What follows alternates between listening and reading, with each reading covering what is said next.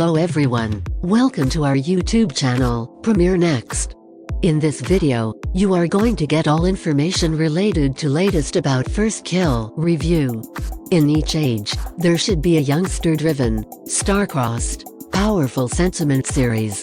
At the point when you have such champions like Buffy the Vampire Slayer, The Vampire Diaries, and The Chilling Adventures of Sabrina, the following presumptive successor needs to essentially match the benchmarks of what's preceded. First Kill endeavors to get the stake and run with its vampire versus beast tracker in adoration premise. However, the show's absence of humor, propulsive science, or solid composing makes this a forgettable passage in the class space. First Kill depends on the brief tale by smash hit writer V.E. Schwab, who is both a chief maker and co-essayist of the 8-episode first season. Outlined as a present-day, sapphic Romeo and Juliet, the principal story focuses on two youngsters, Juliet Fairmont and Cal Burns. Both go to Lancaster Academy in Savannah, Georgia, and are fascinated by each other. In the main portion of the pilot, First Kiss, Juliet tells her side of the story, in a real sense and metaphorically.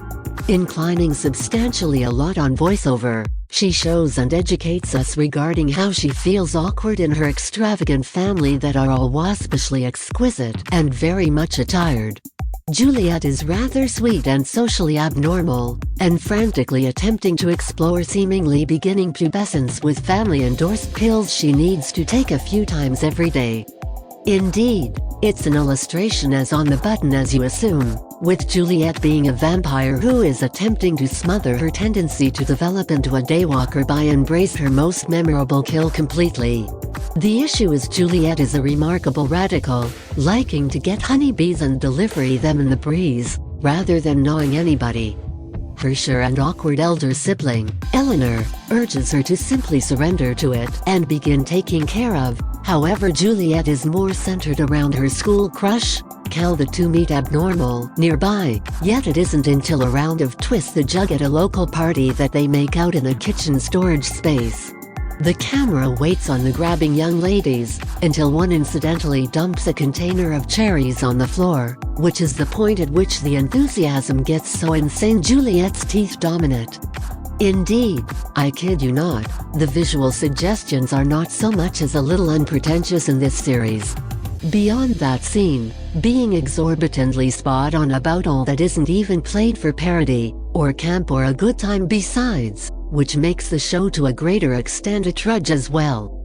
Post-Chomp, the perspective trades and we get to see Cal's side of the story. Furthermore, shock, she comes from a long queue of beast trackers who loathe every extraordinary animal, particularly vampires.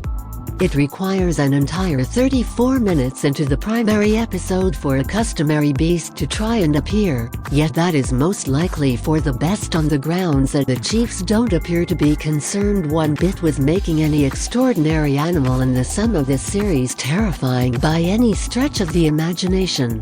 The blend of prosthetics and embellishments are not perfect, and generally get upheld by sickly haze machines. For a series set and shot in Savannah, one of First Kill's greatest entanglements is its unadulterated absence of powerful, surrounding feel.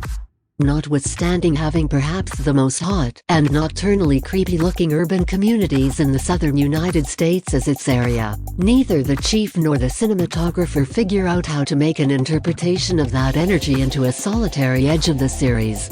It's plentifully obvious that the financial plan is pitiful, as proven by those janky beasts.